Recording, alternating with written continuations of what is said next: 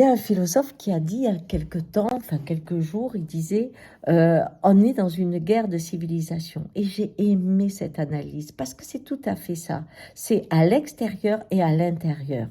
C'est-à-dire que le monde entier est en train de changer en deux blocs. Les dictatures sont de plus en plus importantes et les démocraties se sentent menacées. Et c'est vrai. Mais est-ce qu'à l'intérieur de la démocratie, on n'est pas aussi dans un vrai problème qui est lié à le changement des pouvoirs. On a quelques hommes aujourd'hui, par exemple, qui détiennent toute la presse. On a quelques hommes qui ont des surfaces agricoles folles. On a quelques hommes qui détiennent l'alimentaire. On a quelques hommes qui détiennent l'informatique ou ce qu'on a besoin. On a changé le monde avec la technologie et avec cette captation d'une richesse extraordinaire qui ne peut pas être préemptée dans les lois actuelles.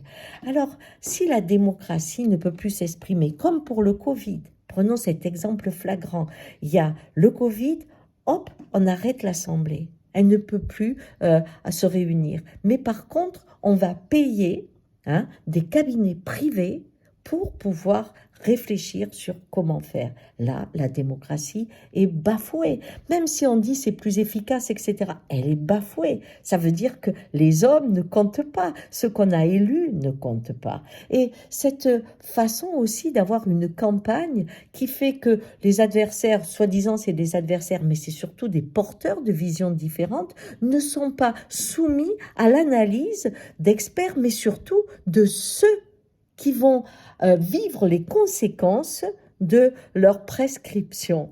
Je voudrais bien, moi, par exemple, quand on parle de l'agriculture, eh bien, qu'on ait à la fois les très, très gros éleveurs en tour de table et le petit éleveur bio. Et qu'on parle là avec le candidat, comme quand on fait des émissions à France Culture ou ailleurs, où il y a des spécialistes, des politologues, des historiens, des économistes. Pourquoi ils n'invitent pas un candidat avec son équipe ?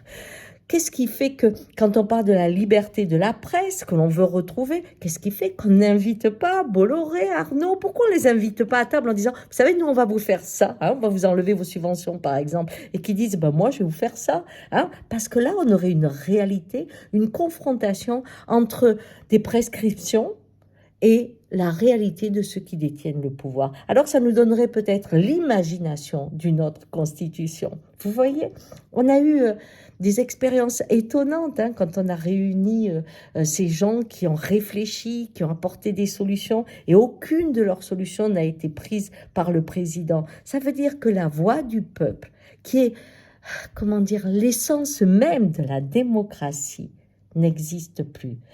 Alors, je crois qu'aujourd'hui, ça va être ça, le vrai challenge, c'est comment changer la Constitution afin que nos candidats ne soient pas des prescripteurs, mais des visionnaires pour demain.